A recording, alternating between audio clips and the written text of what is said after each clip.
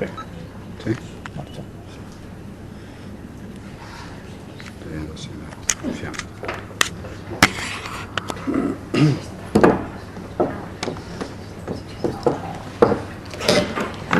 Buenas tardes.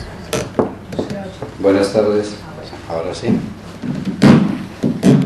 Bueno, primeramente, gracias a todos por venir, por estar aquí. Y el tema de hoy es altamente interesante por múltiples razones, porque dada, digamos, la categoría y el conocimiento del conferenciante, el profesor Abraham Vélez, de alguna manera nos va a situar en diversos ámbitos del budismo, diferentes corrientes, distintas vías. Evidentemente, aquí no podrá entrar en profundidad en estos aspectos, pero sí nos va a acercar para entender mejor algo que en muchas ocasiones, por no decir casi siempre, es algo mal interpretado, desconocido, con ideas preconcebidas. Considerando que él es un experto en lengua pali, es un gran experto en budismo, el budismo original, Theravada y otras vías o movimientos del budismo, seguramente va a arrojar luz con respecto a ciertas dudas que tengamos, aquellos que estén más introducidos dentro del budismo, o bien a aquellos que no, nos va a acercar un poquito con mayor luz y con mayor claridad y mayor lucidez. Por otro lado, hoy en día es muy importante en la sociedad en que nos movemos el término meditación, mindfulness. Y esta corriente que va de la mano de la psicoterapia, de la psiquiatría, del bienestar de cuerpo-mente, también va a descifrar esos códigos que solemos utilizar y con muchos autores indican prácticamente que es como la panacea del bienestar. Eso también tendremos que de alguna manera desgranar un poquito, ahondar, explorar. Y asimismo, bueno, los conceptos, ideas de la filosofía del budismo y cuál es la meditación original, tal y como Buda supuestamente la enseñó, cuáles son los fundamentos o las vías de la atención. Todo ello va a servir para educarnos en este camino que pienso que cada día que transcurre goza de mayor deseo de conocimiento por parte de todos nosotros, ¿no? Y asimismo nos acercará un poco a la meditación original, que no es otra que el Vipassana, que contiene, y cuáles son los orígenes, por otro lado, de este movimiento de mindfulness que tanta importancia está cobrando en la sociedad actual, ¿no? Y cobra mucha importancia, entre otras razones, porque la acoge, la abraza, sobre todo la comunidad médica y científica, y nosotros deseosos del bienestar, no cabe duda que vamos a aceptarla cuando hay gurús, cuando hay una nueva religión, que de alguna forma es la ciencia, pues de alguna manera sanciona todo esto, entonces nos sentimos más seguros y protegidos, ¿no? Por lo tanto, esta vía, esta ciencia, esta filosofía, esta religión, esta terapia, psicoterapia, o veremos qué es, en voz del doctor Vélez, nos acercará un poco a este descubrimiento. Decir por último que muchos de vosotros sé que vais a asistir al curso que mañana imparte en el centro de yoga, pero también invito a aquellos que no estéis anotados para que paséis por esta experiencia que sin duda va a ser muy enriquecedora. Antes de dar la palabra a profesor Vélez, Abraham Vélez, decir que es uno de los grandes expertos en este territorio, en esta geografía del budismo, académico, viajero,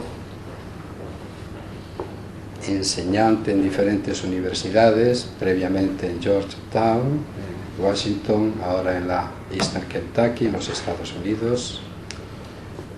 Acaba de regresar de Birmania, donde además de ser un gran experto, especialista, conocedor, académico, buscador en los textos originales, es un practicante. Y esta simbiosis realmente hace que sea la persona adecuada, perfecta, simplemente para adentrarlos en los aspectos que estén relacionados en principio con la teoría, y ahí no nos quedamos, porque podemos escribir muchos libros de cocina, pero sin embargo si no lo practicamos, no llevamos a cabo lo que tenemos que comer, pasaremos luchando. Por otro lado, digo que las prácticas a través de las cuales nos va a ir dirigiendo, sobre todo en el curso, nos hará ver prácticas en el budismo original, vipassana, en el budismo mahayana, tibetano, quizá coreano, zen, en fin, eso ya va a depender un poco de sus propuestas, ¿no? Así que gracias, Abraham, por visitarnos de nuevo, ya que previamente has estado aquí, y no será, espero, la última visita que hagas, pero hemos querido aprovecharte antes de que te nos escapases a los Estados Unidos, y como bien sabes, lo hemos hecho en un tiempo récord, pero la prueba evidente es que hay gente muy especial, como la que estáis aquí, dispuestos a escuchar a Abraham. Así que gracias de nuevo por asistir, gracias, Abraham, por estar con nosotros.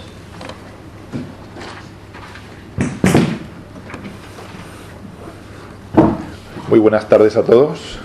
Muchísimas gracias, Madana, por esta presentación tan generosa. Antes de comenzar me gustaría aclarar que yo no me considero experto en nada, sino aprendiz y estudiante de muchas cosas desde hace muchos años.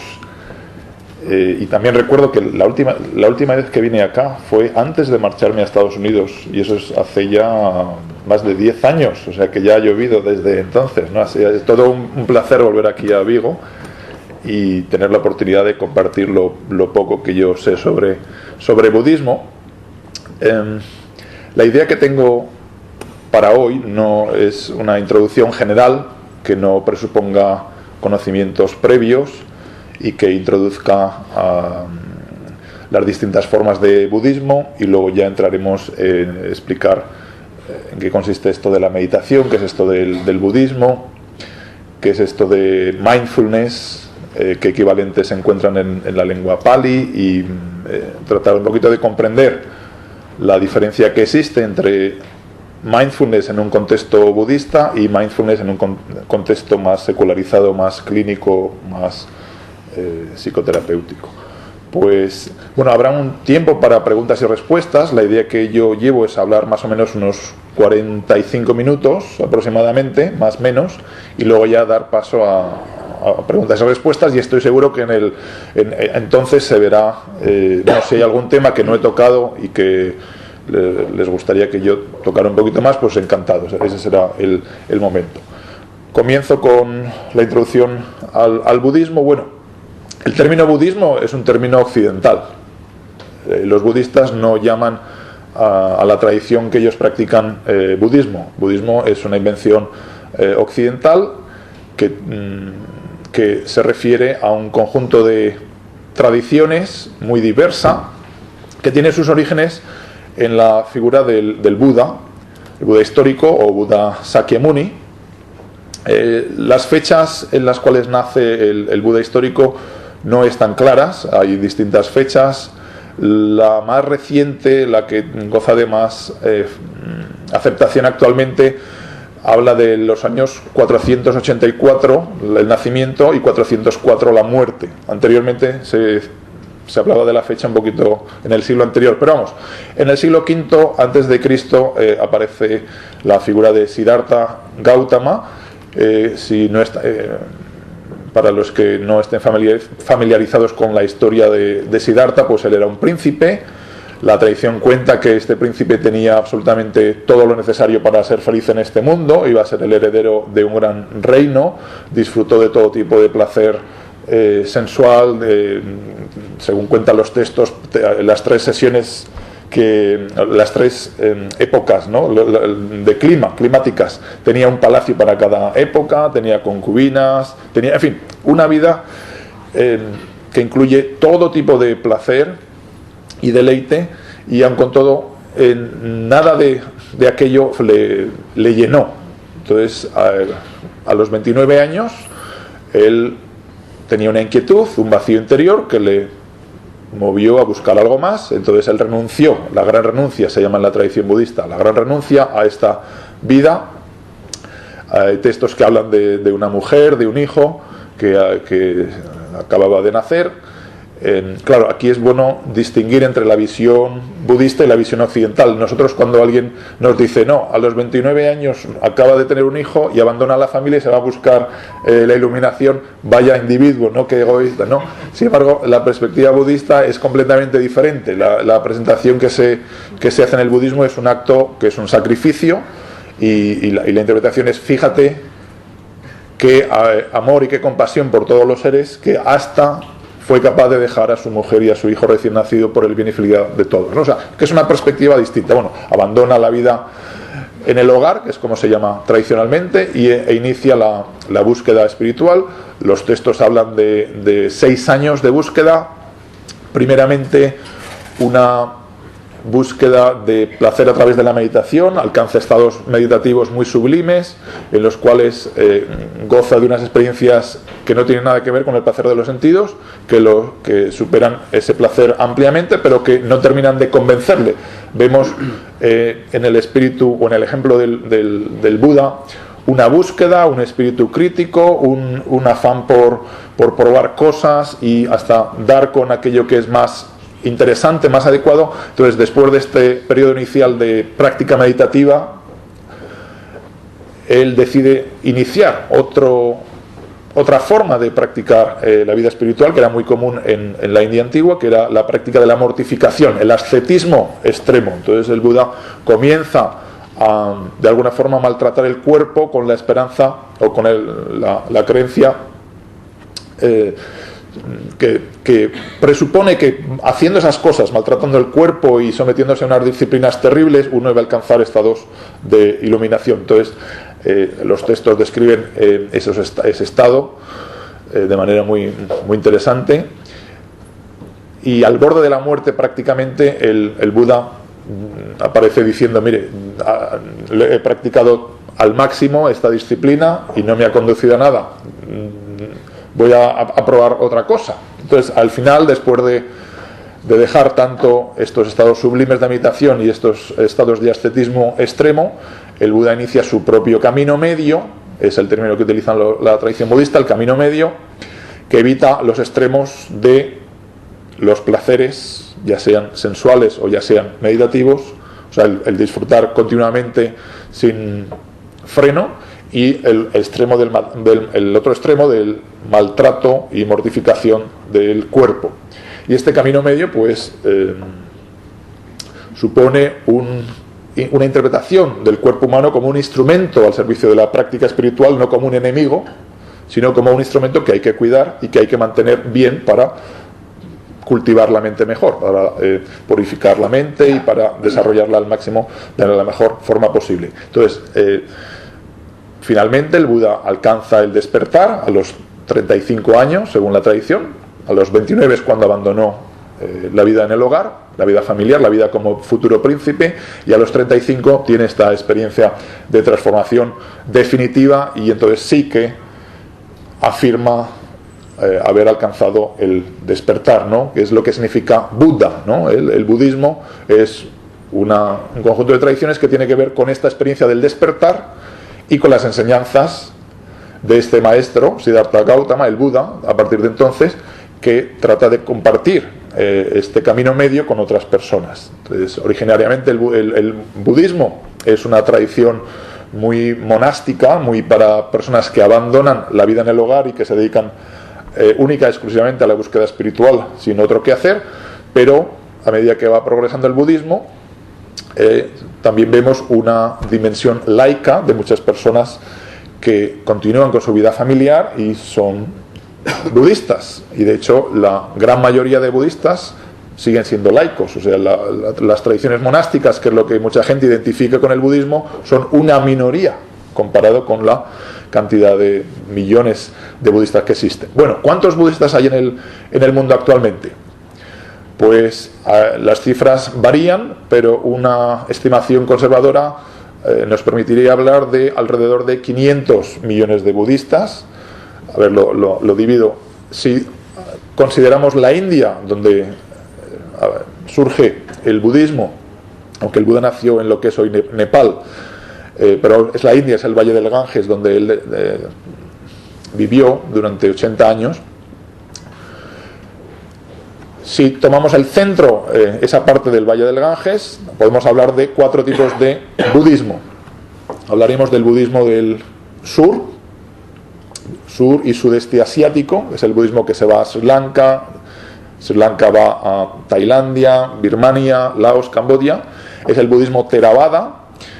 Este budismo es el que ha preservado el canon Pali, las escrituras Pali. Lo bueno que tienen es que están escritas en un lenguaje originario de la India y concretamente del norte de la India, de la parte donde el Buda vivió. Hay gente que afirma que incluso es un lenguaje que está relacionado muy directamente con la lengua que habló el propio Buda.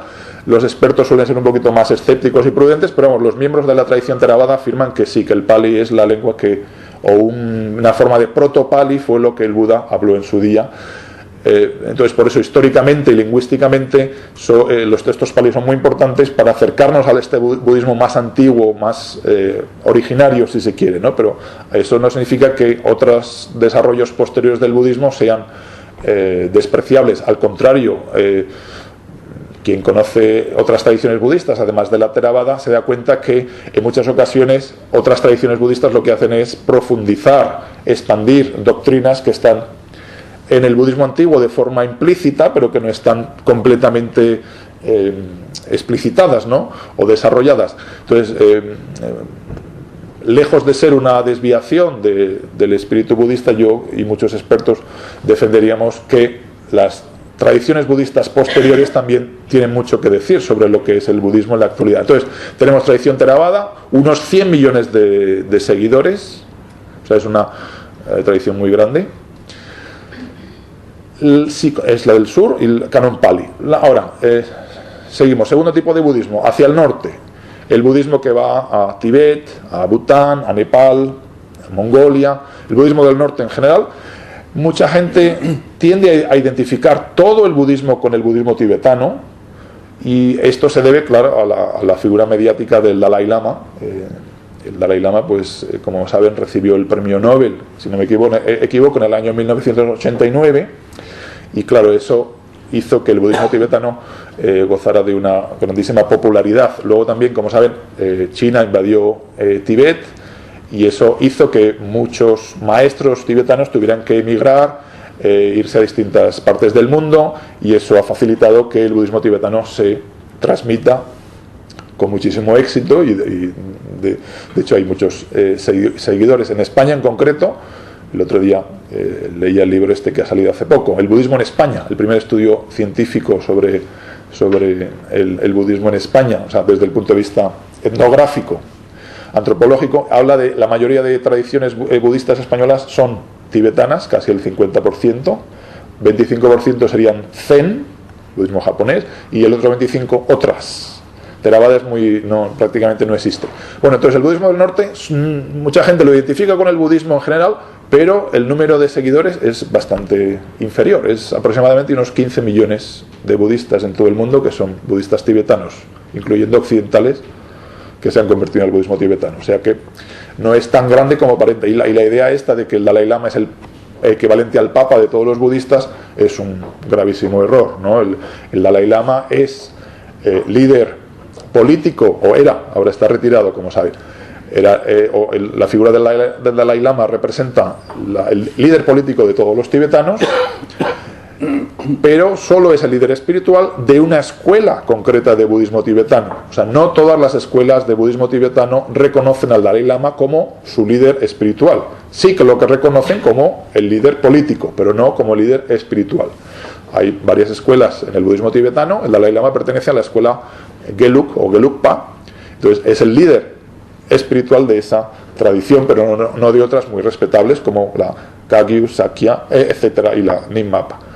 Bien, entonces, segundo tipo de budismo tenemos el del sur, Theravada, 100 millones, Pali. El budismo tibetano, el canon tibetano es grandísimo, pero no representa una lengua originaria de la India. Todos los textos que aparecen en el canon tibetano han sido generalmente traducidos del sánscrito. Entonces el sánscrito se convierte en la lengua franca para el budismo y para las grandes tradiciones de la India, hinduismo, jainismo, un poquito más tarde en la historia, con lo cual estamos hablando de textos un poquito más tardíos, ¿no? De hecho, en el budismo tibetano se encuentran citas sueltas de los sermones más antiguos, de los sutras más antiguos o sutras más antiguos, pero la mayoría de los sutras que se han conservado en el canon tibetano son posteriores y son traducciones del sánscrito. Muy buenas traducciones del sánscrito, y de hecho se puede reconstruir a veces con el tibetano el original sánscrito que se ha perdido. O sea que el hecho de que no proceda de un lenguaje original de la India no significa que sea despreciable, no, al contrario. Otra característica del budismo tibetano, este canon de escrituras ha permanecido abierto durante muchos siglos, a diferencia del canon Pali de la tradición Theravada, que se cerró a principios, justo antes de los inicios de esta era. O sea, en el siglo I antes de Cristo se cerró el canon Pali y desde entonces no se ha modificado. En cambio, el budismo tibetano, el canon tibetano, ha ido creciendo y ha incluido textos de grandes comentaristas posteriores, grandes maestros, cuyas enseñanzas se consideran incluso más autorizadas que los sutras. Es decir, hay una evolución muy interesante. Y luego, como saben, en el budismo tibetano existe lo que se llama el tantra, la utilización de visualizaciones, la utilización de mantras, que supone una innovación dentro de la historia del budismo. Pero no me detengo ahí, continúo un poquito más. Entonces seguimos el centro, la India, sur, Theravada, norte, budismo tibetano. Vamos hacia el este, tenemos el budismo chino, budismo coreano, budismo japonés. Aquí es donde no sabemos exactamente cuántos seguidores hay. El problema es China. En China no hay... ha habido ahora un boom recientemente. Tradicionalmente ha habido muchos budistas, pero no se sabe con exactitud cuántos hay. Hay gente que habla de 100, 200, 300 millones. Entonces, en función del número de seguidores budistas que hay en China, el número de budistas en general es más cercano a 500 o menos cercano a 500 millones. Y luego... este budismo ha preservado el canon chino, el canon coreano, el canon japonés. Aquí nos encontramos nuevamente textos traducidos del sánscrito, la mayor parte de ellos, y incluyen no solamente los textos más antiguos. Aquí sí, en el canon chino sí que se conservan versiones traducidas de los sermones más antiguos, sino también los sermones del Mahayana, del budismo posterior, también aparecen en el canon chino. Aparecen muchísimos textos también filosóficos, y hay muchísimas escuelas, y es interesantísimo para conocer la historia del budismo, y ahora están aflorando los estudios sobre el budismo chino. Bueno, continuamos. Entonces, el cuarto tipo de budismo sería yendo hacia el oeste, ¿no? Hacia Occidente, el budismo occidental. Y aquí nos encontramos con novedades que no existen en los otros tipos de budismo. Por primera vez nos encontramos tradiciones que están comenzando a dialogar después de muchos siglos de aislamiento, y empezamos a percibir un espíritu más pluralista, más democrático, menos sexista o patriarcal. El budismo occidental está todavía en vías de desarrollo, pero se ven unas innovaciones muy, muy, muy interesantes, y hay gente que habla del budismo del futuro, ¿no? Del nuevo yana, ¿no? El nuevo vehículo occidental.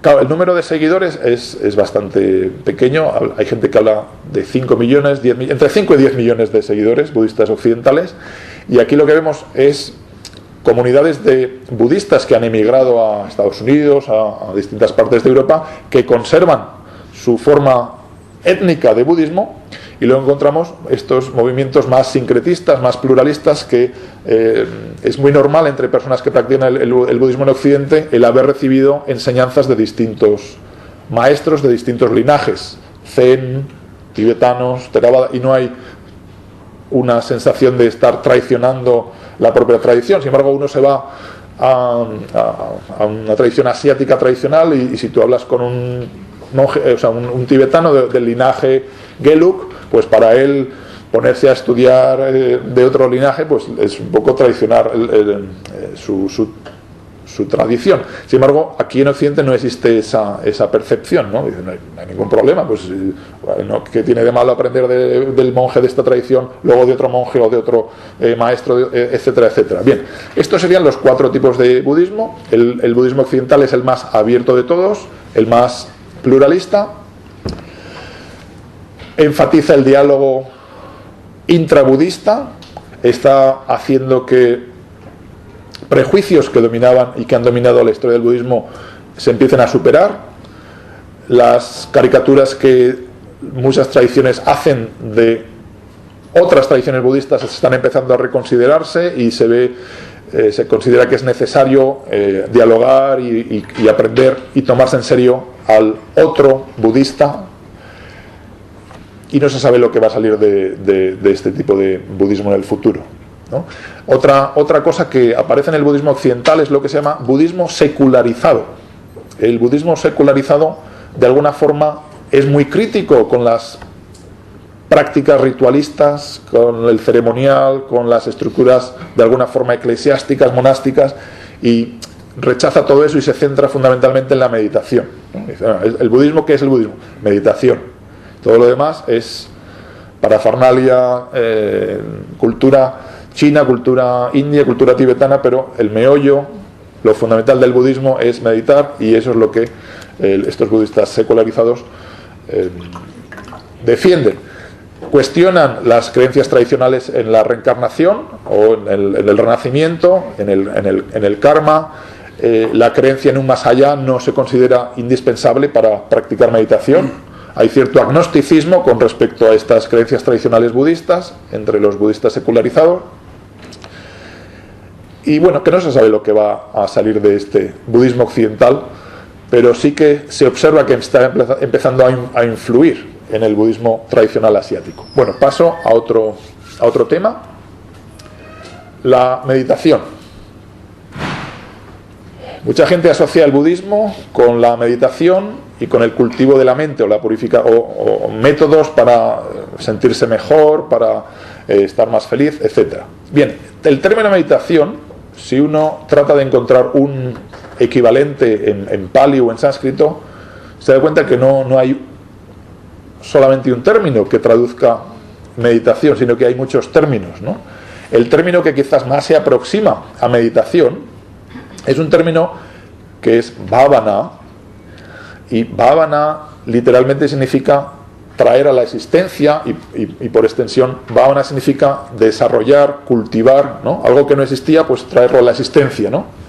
Entonces eso se hace con la mente, ¿no? Entonces uno practica, cultiva la mente, ¿no? Entonces bhavana es este cultivo de la mente, y este es lo más parecido que encontramos al término meditación. Hay otros términos, pero no los vamos a perder en cosas así técnicas, ¿no? Pero este quizás es el más cercano, bhavana, cultivo. Entonces el budismo tiene que ver con cultivar la mente, pero tradicionalmente el resumen del budismo, que por ejemplo a mí más me gusta, es un verso del Dhammapada que define el budismo o las enseñanzas del Buda de esta forma. Dice: no hacer nada malo, hacer lo que está bien y purificar la mente. Esa es la enseñanza de los Budas. Esa es la cita que aparece en el Dhammapada y que para mí y para muchos otros expertos capta la esencia de lo que es el budismo. Sea lo que sea, el budismo tiene que ver con la purificación de la mente a través de la meditación y otra serie de prácticas. Tiene que ver con una forma de actuar ética. Esto es importante porque en algunas versiones del budismo occidental el aspecto ético del budismo se arrincona o o no se considera tan importante como lo que es la meditación, pero si uno estudia los textos budistas y las prácticas de muchos budistas, se da cuenta que el elemento ético es fundamental, ¿no? Ciertas acciones que se consideran nocivas, perjudiciales, inmorales, y otras acciones que es necesario cultivar, es necesario realizar para que esa purificación de la mente sea realmente efectiva. Es decir, la relación entre ética y meditación es importante. Sin embargo, en muchas versiones del budismo occidental hemos cortado la relación que existe entre ética y meditación, ¿no? Basta con meditar y eso va a solucionar todos los problemas, cuando en el budismo más tradicional es más que meditación lo que hace falta para efectivamente alcanzar ese estado de despertar o de felicidad suprema, ¿no? Es una forma de vida, o sea, lo abarca todo, no solamente 20 minutos al día de meditación, ¿no? El budismo es un poquito más profundo, ¿no? Que simplemente meditar para sentirse a gusto, ¿no? Tiene que ver con la transformación de la mente para alcanzar un despertar, una transformación de la conciencia y del comportamiento que está encaminado al bien, no solamente individual, sino al bien de todos los seres, ¿no? En el budismo uno encuentra una preocupación por el bien y felicidad de todos los seres, no de uno mismo. Claro, nuevamente en el budismo occidental mucha gente que se limita a practicar meditación de alguna forma reduce el budismo a una técnica para sentirse a gusto consigo mismo, es decir, lo está convirtiendo en algo más cercano al egoísmo que de alguna forma desvirtúa lo que es el espíritu del budismo, que tiene que ver con esa preocupación y ese compromiso ético para ayudar a los demás, no solamente sentirte tú a gusto contigo mismo y con tus estados mentales. Entonces, el budismo tiene esta dimensión ética. La meditación en el budismo es inseparable de este comportamiento ético, de este no hacer el mal y practicar el bien. Y dentro de las formas de cultivar la mente, de bhavana, nos encontramos que hay distintas variedades, o sea, no hay un único tipo de meditación común a todos los budistas. Nos encontramos en los textos más antiguos, ya aparecen distintas metodologías, y la más famosa, la más importante quizás, es la metodología que tiene que ver con lo que se denomina los satipatthana, los fundamentos de la atención, es la traducción. Entonces hay dos sutras sobre los fundamentos de la atención, Satipatthana Sutta, ¿no?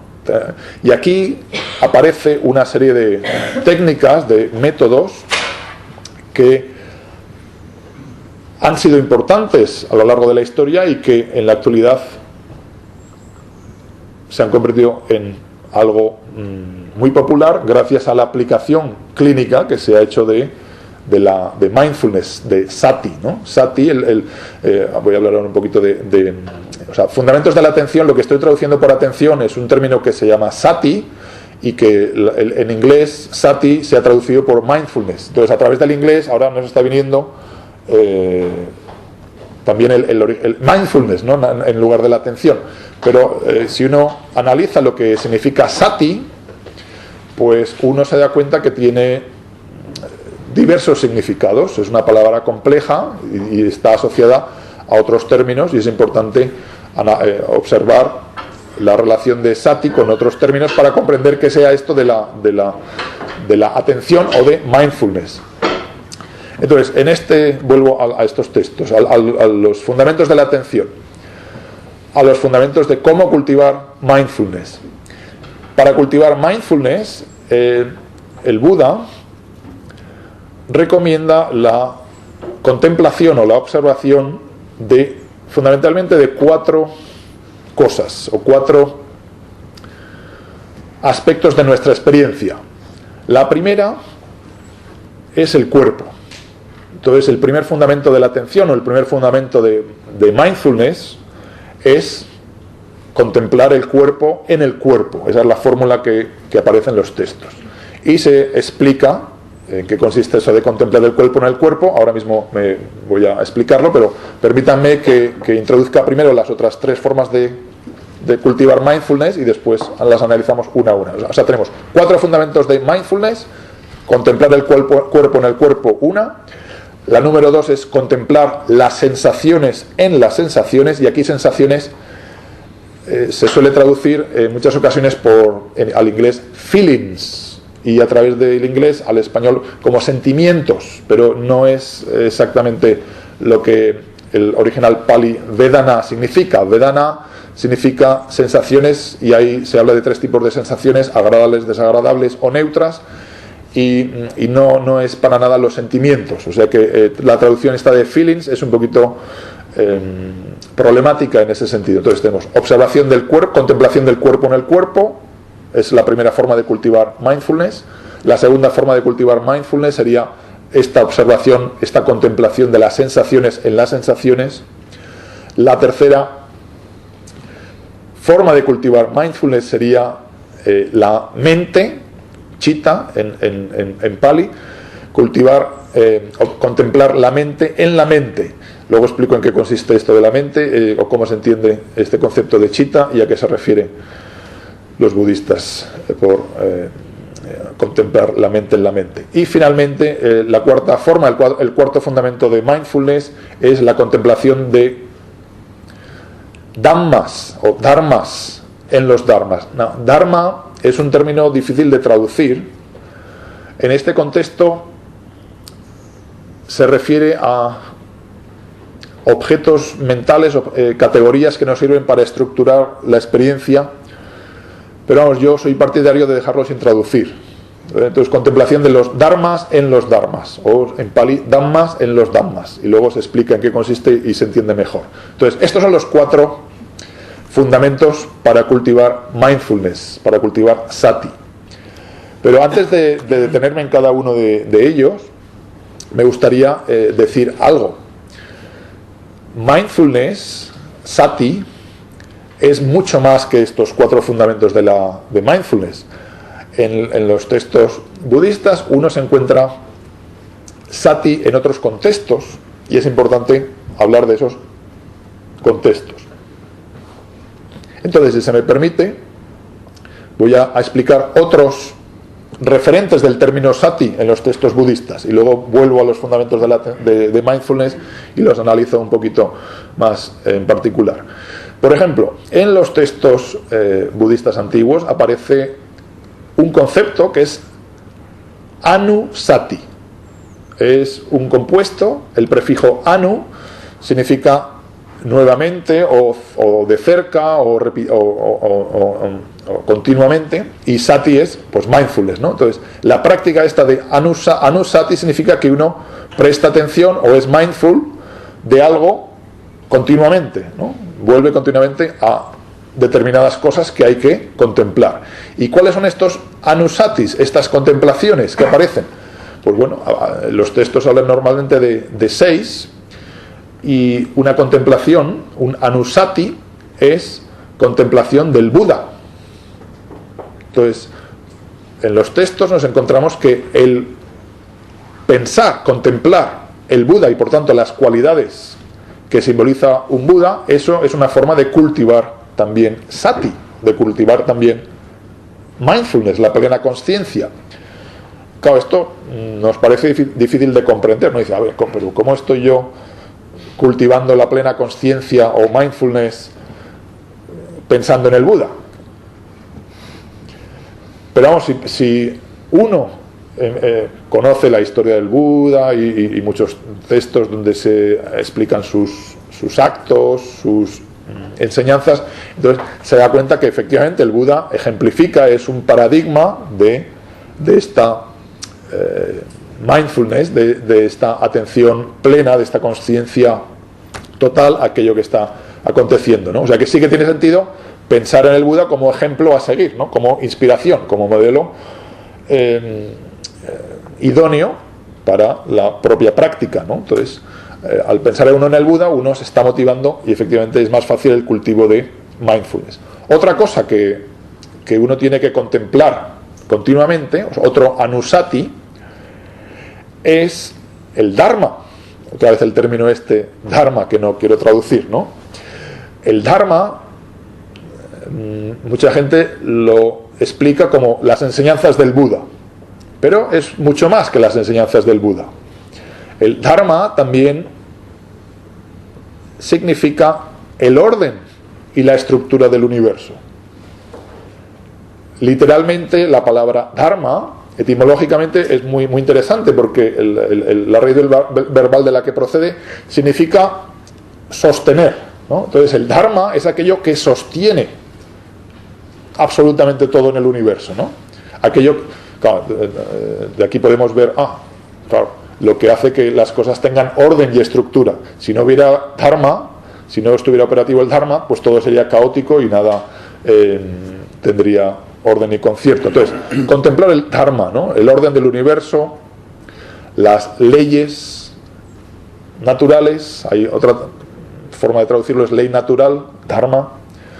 También tiene el significado Dharma de deber moral. También se utiliza no solamente el deber moral en general, sino el deber moral específico de cada persona, el Swadharma, el propio Dharma, que no es común a todos. Habría un Dharma en el sentido de deber moral universal para todo el mundo, pero luego habría el Dharma específico de cada persona, la vocación, aquello a lo cual está llamado. Eso sería el Dharma individual. Entonces, la contemplación del Dharma es algo que se recomienda como método para desarrollar sati, mindfulness, la atención plena, la consciencia plena. Y hay otros, ¿no? Otro anusati es la sangha, la comunidad de discípulos del Buda, especialmente la comunidad de discípulos santos o de discípulos más desarrollados espiritualmente. Uno tiene que contemplar las características de esta comunidad, ¿no? Una comunidad en la cual pues tiene unas cualidades, bien, y todo esto se considera que es positivo y algo que conduce a este desarrollo de mindfulness, de sati. Bien, aparte de estos anusatis, el término mindfulness, el término sati, también aparece en otros contextos. Hay uno que a mí me parece especialmente significativo, es en un sermón o un sutta sobre el amor o sobre la amistad, según como se traduzca, metta, o del sánscrito maitri. En este sutta, en el Metta Sutta, después de hablar del cultivo del amor ilimitado hacia todos los seres, se recomienda el practicar esta sati. O sea, este tipo de contemplación acerca del amor hacia todos los seres se considera una forma de practicar mindfulness. Bien, resumiendo, el término sati tiene distintos significados y hay que tener mucho cuidado a la hora de traducirlo solamente por un término. Lo traducimos por mindfulness, por atención, pero hay que tener en cuenta que tiene un campo semántico mucho más rico y profundo. Volvemos a los fundamentos de la atención. El término vipassana. Sí, el término vipassana. Los fundamentos de la atención se consideran una forma de practicar vipassana. Vipassana es un término compuesto por el prefijo vi y el verbo pasana. Vi significa con discernimiento, con nitidez. Entonces pasana es ver con nitidez, ver con claridad. Amadeo y yo lo traducíamos por visión cabal. Entonces el objetivo último de este cultivo de la atención o de mindfulness, el objetivo último es ver las cosas tal y como son. La creencia es que al ver las cosas tal y como son, se alcanza la máxima felicidad, se alcanza una liberación de los estados mentales negativos, estados mentales perjudiciales, y es fundamental contemplar las cosas, observar su naturaleza, dharma también sería la naturaleza de las cosas, y percibir la última realidad de todo. Y cuando uno percibe esta última realidad de todo, cuando uno percibe este esta realidad de las cosas tal y como son, es cuando uno consigue la plenitud de vipassana, la plenitud de la visión, ¿no? Una visión que ve las cosas en profundidad, ¿no? Con un conocimiento que trasciende el conocimiento intelectual, que es un conocimiento de orden superior. O sea que la práctica de mindfulness tiene como objetivo último esta visión de la realidad tal y como es, este vipassana. Bien. Ahora bien, para alcanzar esta visión de la realidad en su totalidad o en su máxima profundidad, hace falta algo más. No solamente se trata de cultivar la plena consciencia, sino que uno, para practicar la plena consciencia, el mindfulness, necesita primero calmar la mente. Entonces, dentro del budismo uno se encuentra fundamentalmente dos tipos de meditación o dos tipos de caminos. El camino de lo que se llama samatha o meditación samatha, meditación de tranquilidad o meditación de serenidad, y meditación de vipassana, que es meditación de visión cabal o meditación de conocimiento superior. El símil que quizás ilustra muy bien en esta relación entre samatha y vipassana, entre serenidad y visión de las cosas tal y como son, es el visión del vaso de agua, ¿no? Se compara la mente a un vaso de agua, no a este tipo de agua que está maravillosa, está nítida, está clara, sino un agua que está bastante sucia, con mucha tierra. Y lo que se afirma es que el estado de las personas no despiertas o no iluminadas es un poquito como este agua sucia, ¿no? Entonces, ¿qué hace falta para que ese agua sucia se transforme en un estado de iluminación, en un estado de despertar? Es decir, en un agua que es nítida y está tranquila, ¿no? No es un agua que está agitada, que está continuamente yendo de un lado para otro. Pues lo que hace falta primero es dejarla reposar, ¿no? Lo primero es dejarla quieta. Dejas quieta al agua y poco a poco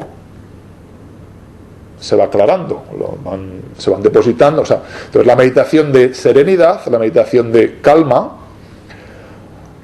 va ayudando a la mente a ver las cosas más claramente, ¿no? Pero el hecho de tranquilizarse no es lo mismo que ver las cosas claramente, ¿no? O sea, primero necesitas tranquilizarte y entonces estás en una disposición, en una condición de ver las cosas adecuadamente. Pues, si se dan cuenta, necesitas las dos cosas. Necesitas la serenidad y al mismo tiempo, o después de tener un determinado grado de serenidad, necesitas la sabiduría, la visión cabal, el ver las cosas tal y como son. Es decir, uno tiene que investigar. Una vez que se ha aclarado el agua, para conocer la última naturaleza del agua, uno tiene que investigar, tiene que ver y analizar las cosas, ¿no? Pues vipassana y mindfulness sirven para ver la naturaleza última de la realidad, la naturaleza del dharma, de este orden del universo, orden y estructura, esto que sostiene todo en la existencia. Entonces, la idea de que samatha o meditación de serenidad y calma es una cosa separada y que no tiene nada que ver con la visión de sabiduría y visión cabal es, en cierto modo, es un error, es un gran error. Porque desde el principio en el budismo encuentras que los dos están interrelacionados. No puedes separar una práctica de serenidad de una práctica conducente a la sabiduría y a la visión cabal. Necesitas las dos cosas. Y las dos, tanto la serenidad como la sabiduría o visión cabal, requieren de sati, de mindfulness. O sea que en rigor necesitas las tres cosas, ¿no? Necesitas serenidad mental, o unificación mental es otro término que se utiliza.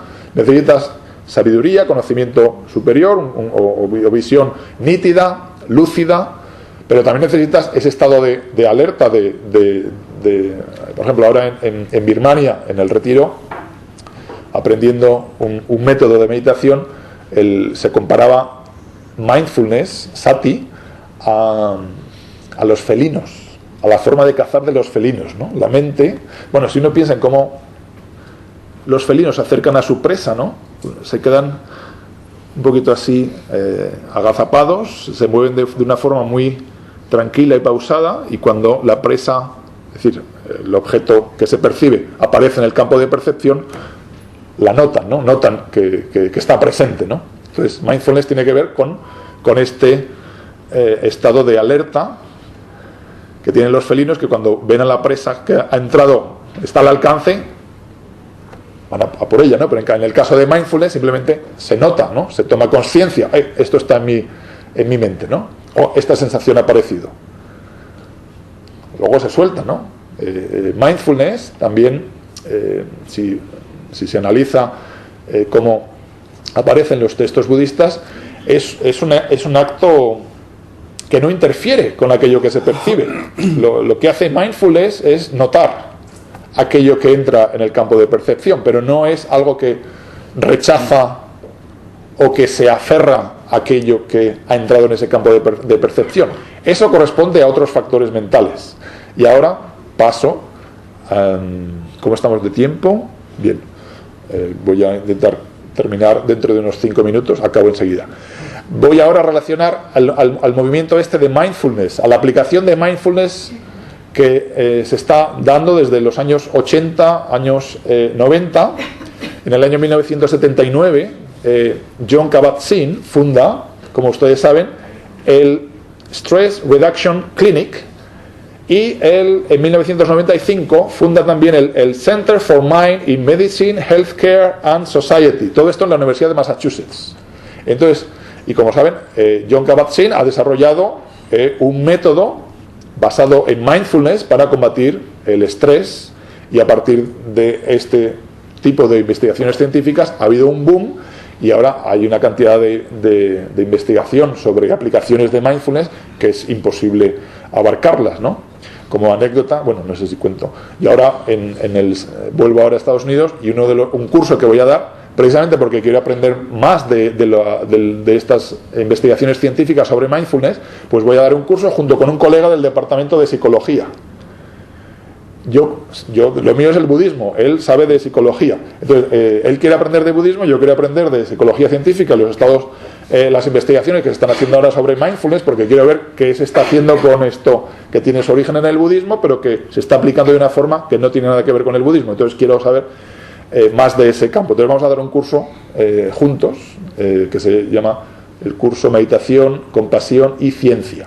Entonces, al año que viene, cuando vuelva, sabré mucho más de estas cosas. Entonces, hay un boom de estudios científicos sobre mindfulness y un montón de aplicaciones clínicas de mindfulness, y lo que aparece aquí es este aspecto de mindfulness que no interviene, que simplemente nota, observa aquello que ocurre en el campo de percepción. Pero claro, el problema es que en el budismo mindfulness es mucho más, o está interrelacionado con otros factores mentales que le dan sentido.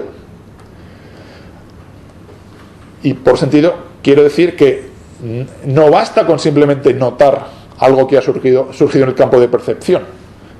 Uno tiene que transformar determinados hábitos, determinadas tendencias, determinados estados mentales que no son saludables, y eso ya no es algo que Sati o mindfulness puede conseguir por sí solo, es algo que requiere otros factores mentales. En el caso del budismo requiere vipassana, requiere samatha, requiere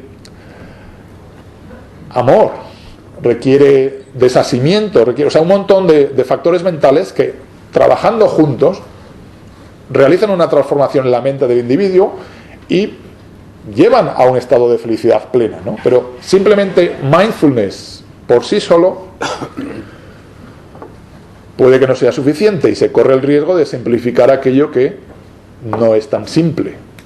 Entonces, los más puristas están señalando este movimiento de mindfulness, están aquí sacando fuera del contexto la práctica esta de la atención de mindfulness, y la están aplicando de una forma muy superficial, muy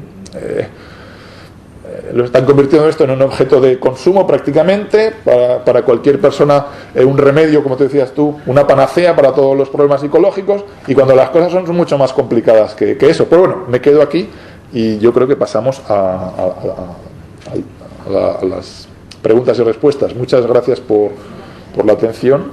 Ha quedado muchas cosas por decir, pero Queda el curso. Queda el curso. En el curso habrá práctica, no es solamente teoría.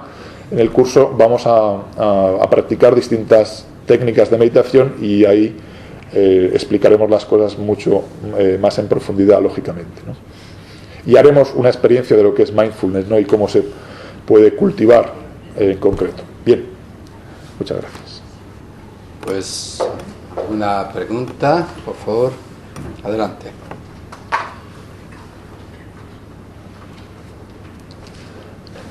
Temas o cuestiones que les gustaría que yo tratara y que no he tratado, o preguntas más generales sobre el budismo si quieren, o sobre algunas formas de meditación en particular. Cuando hablas de cánones para las distintas corrientes budistas o escuelas, ¿te refieres al conjunto de textos de referencia? Cuando dices el canon... Sí, la colección de escrituras en Pali, escrituras que se consideran autoritativas o sagradas, pero no me gustaría utilizar el término sagrado, pero eso es lo que significa una colección de escrituras que se consideran especialmente autoritativas, y en el caso del budismo tradicional, que se consideran palabra del Buda. No todo lo que aparece en esos cánones deriva del Buda.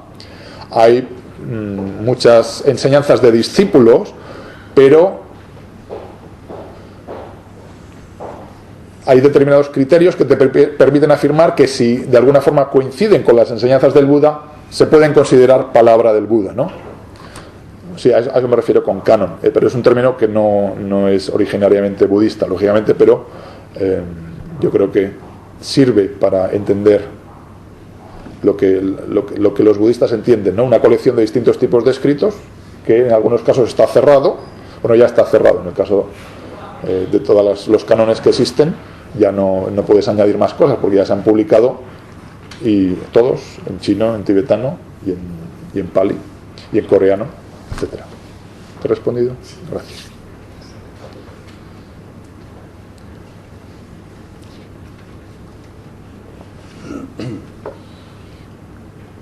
Más preguntas, no sean tímidos, no, sí. Diga. ¿Podrías delimitar el budismo en lo que es Asia? En lo que es Asia. Asia, sí, porque yo he escuchado muchas cosas, por ejemplo, sí, chinos budistas, sí, japoneses budistas, claro, y al final me di cuenta que más bien es la zona del sureste asiático. ¿Podrías delimitarlo? Sí, no, bueno, a ver, en el sudeste asiático es lo que he dicho, ¿no? Hay budistas en Sri Lanka, hay budistas en Tailandia, hay budistas en Birmania o Myanmar, hay budistas en Laos, Camboya, pero también hay budistas en Vietnam, en Corea, también los hay, en China. Como hay misioneros cristianos. Sí, no, pero vamos, yo te hablo de los datos que se barajan. El único que es problemático es China, pero las estimaciones conservadoras, esto no es, hablan de entre un mínimo de 100 millones hasta 300 millones de budistas en China. Yo no lo sé. Claro, el problema es que en países como Corea, China y Japón existe una cosa que se llama la pertenencia múltiple. O sea, uno puede, en inglés, multiple religious belonging, o sea, uno puede pertenecer a varias religiones al mismo tiempo. Uno se puede identificar con el budismo y al mismo tiempo se puede identificar con el taoísmo y con el confucianismo, ¿no? Y de hecho hay datos curiosos, estadísticos sobre Japón, donde si uno hace preguntas a los japoneses sobre su identidad religiosa, y en lugar de escoger solamente una, escogen varias, con lo cual uno suma al final y se da cuenta que hay muchos más japoneses que habitantes hay en Japón, ¿no? Entonces, ¿cómo se explica eso? Pues que para determinadas culturas, en este caso China, Japón, Corea, no se tiene un sentido de pertenencia exclusivo. Entonces, cuando decimos budistas, no significa solo budistas.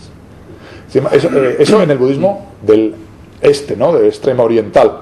Pero eso no ocurre en el budismo del sur y el sudeste asiático. Ahí sí que es más bien algo que tiene que ver con exclusividad, ¿no? Si el que es budista no es otra cosa.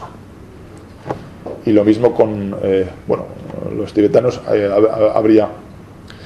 Pero vamos, siempre hay aspectos culturales, ¿no? que se han asimilado. El budismo es muy heterogéneo, no existe una esencia universal del budismo común a todas las formas de budismo, o sea que es intrínsecamente diverso, ¿no? Entonces siempre hay que matizar y siempre hay excepciones a lo que una persona diga sobre el budismo en general. No sé si he contestado a su pregunta. ¿Qué es difícil determinar? ¿El lamaísmo es la expansión del budismo, sí o no?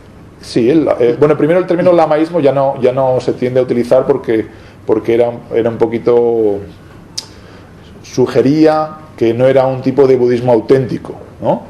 Pero eso está un poquito ya pasado de moda, ya no se utiliza, ya no es, primero, no es políticamente correcto, lamaísmo, está un poquito desfasado y ya se acepta que es una forma de budismo diferente, ¿no? El budismo tántrico o budismo vajrayana, pero lamaísmo los expertos lo han dejado de utilizar hace ya algún tiempo, o sea, expertos en el ámbito que yo me muevo, ¿no? Estados Unidos, mundo anglosajón, ya está.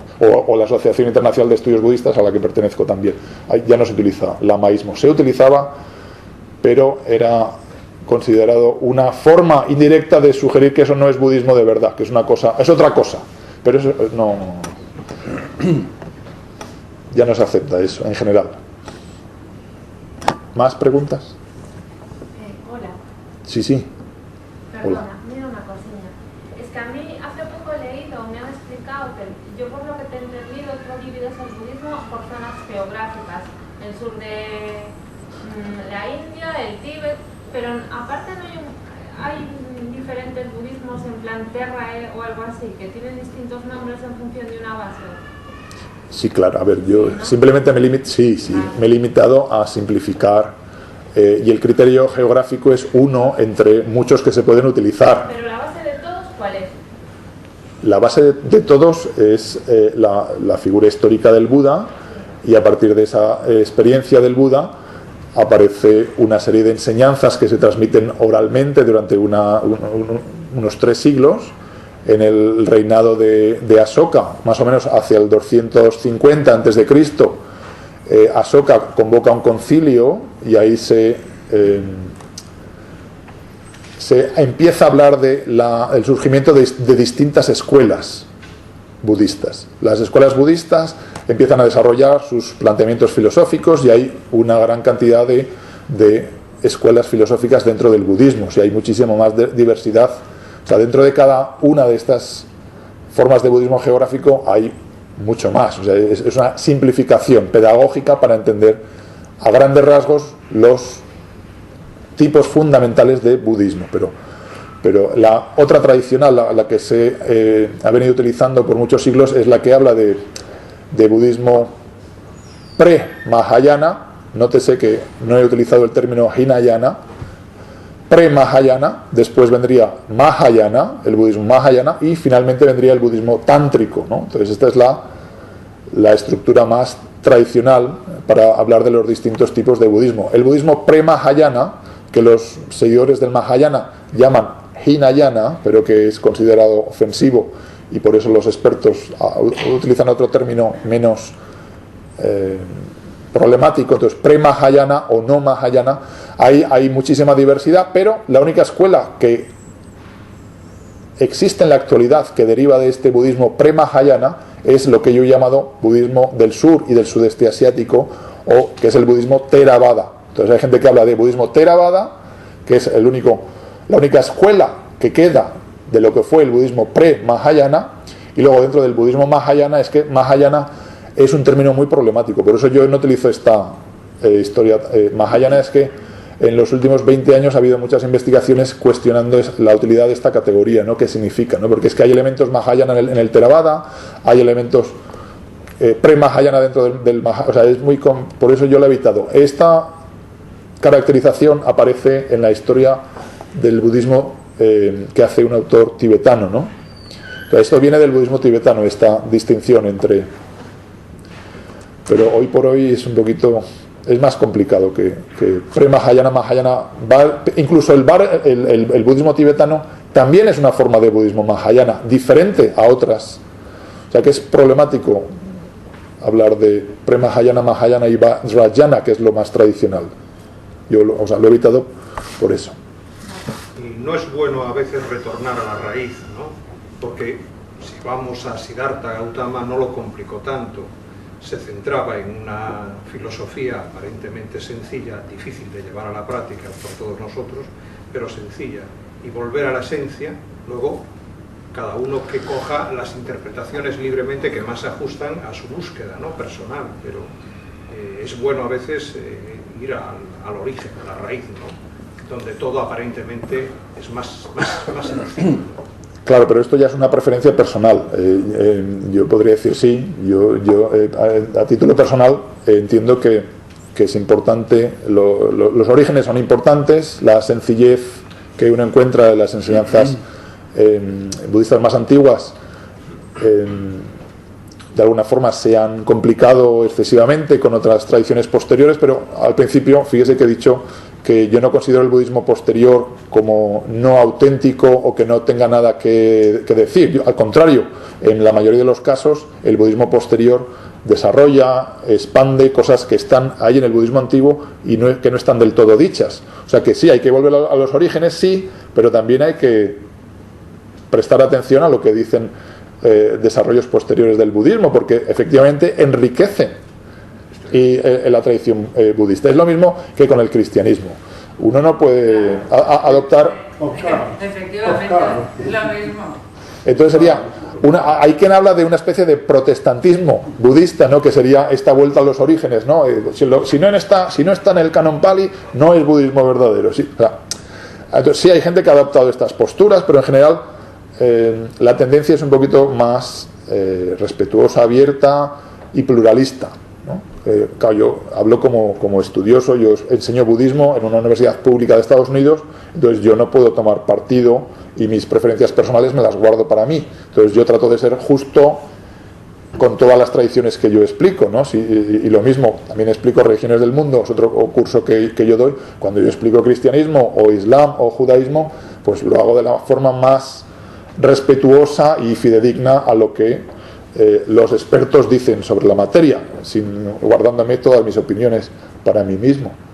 Pero vamos, es un tema escabroso, ¿no? ¿Qué es el budismo? ¿Qué es el budismo auténtico? Si el lamaísmo es auténtico o no es auténtico, si el budismo de Nichiren es auténtico. O sea, es la caja de Pandora, no abrir la caja de los truenos.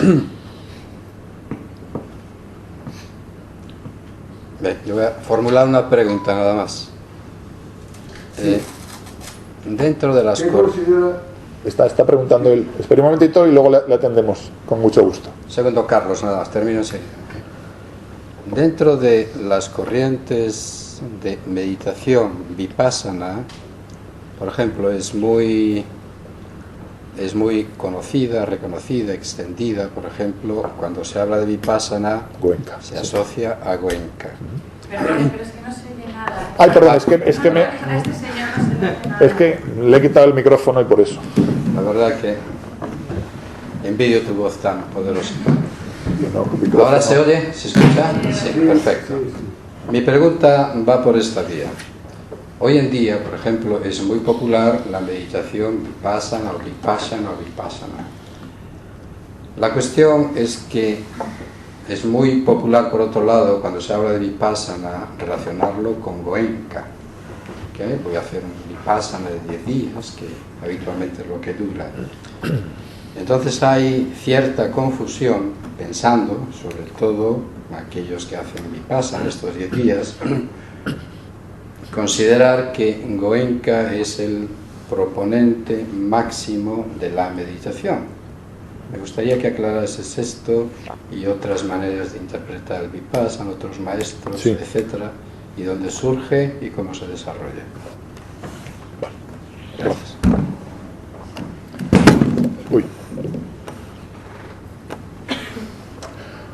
Precisamente en mi estancia en Birmania estaba recibiendo enseñanzas de un monje muy mayor, ya 91 años, que tiene una especie de póster en la cual habla de los distintos tipos de distintas formas o distintos métodos para practicar vipassana.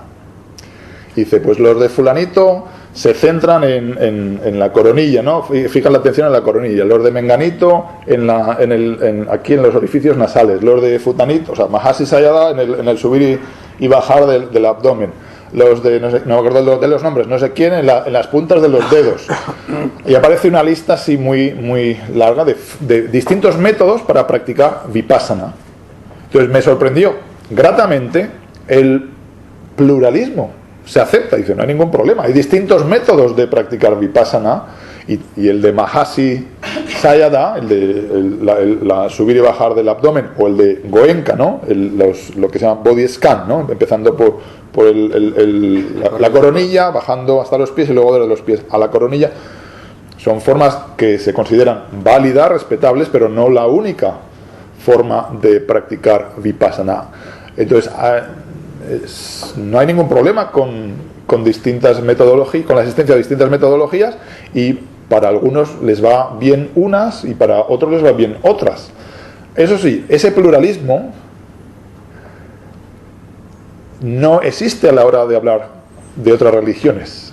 Eso también me chocó mucho. O sea que sí, muchos métodos de vipassana, todos son aceptables, pero la única forma de alcanzar el nirvana es practicando vipassana. Y como las otras religiones no enseñan métodos de vipassana, ninguna de ellas tiene el potencial para llevar al nirvana. Entonces ahí me chocó, ¿no? Ese pluralismo con vipassana y luego exclusivismo con respecto a otras religiones que no enseñan vipassana. Entonces, ¿cuáles son los métodos? Efectivamente, por razones históricas, ¿no? Pues el método de Mahasi Sayadaw es uno de los más importantes, y luego el de Goenka, ¿no?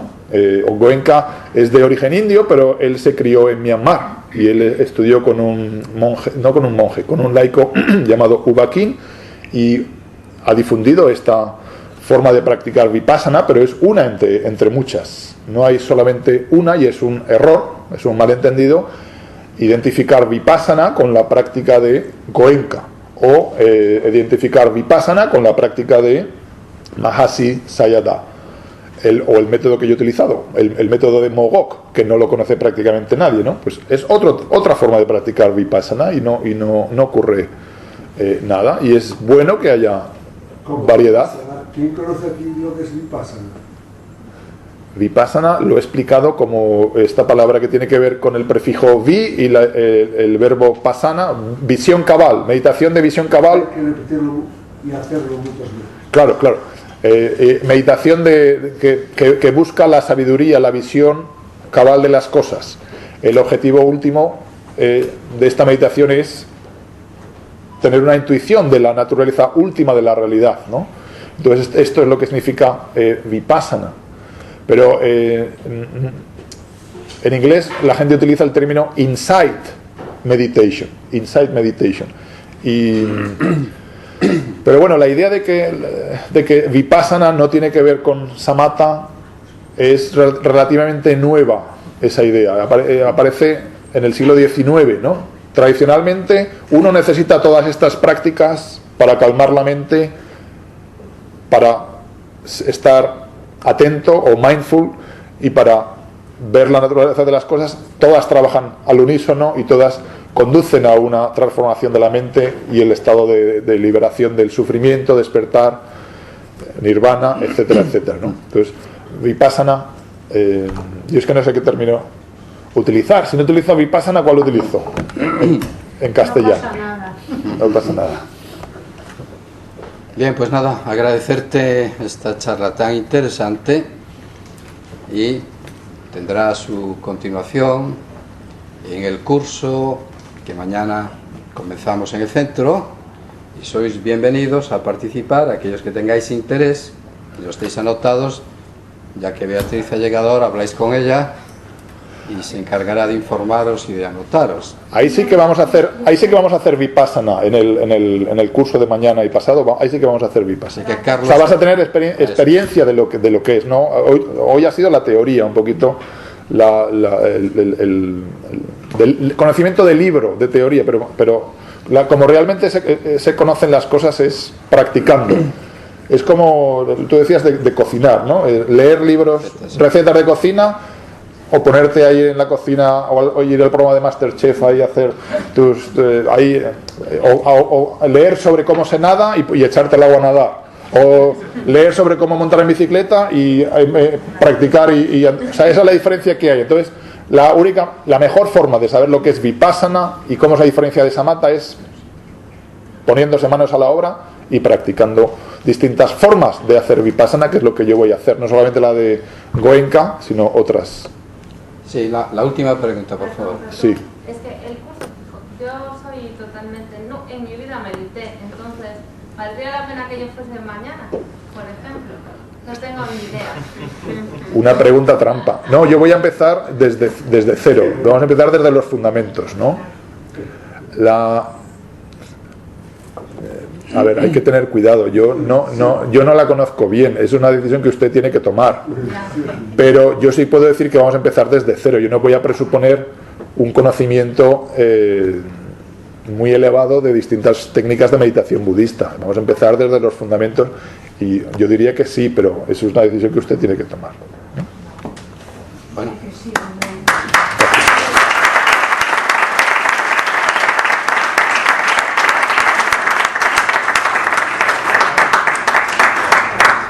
En el budismo es tradicional dedicar, ¿no? Cuando se hace algo por el bien del Dharma o por el bien de todos los seres, se dedica esos actos beneficiosos, cualquier cosa que haya derivado, cualquier aspecto positivo que haya derivado de esta conferencia, pues que sea para el bien y felicidad de todos los seres, ¿no? Eso. Gracias.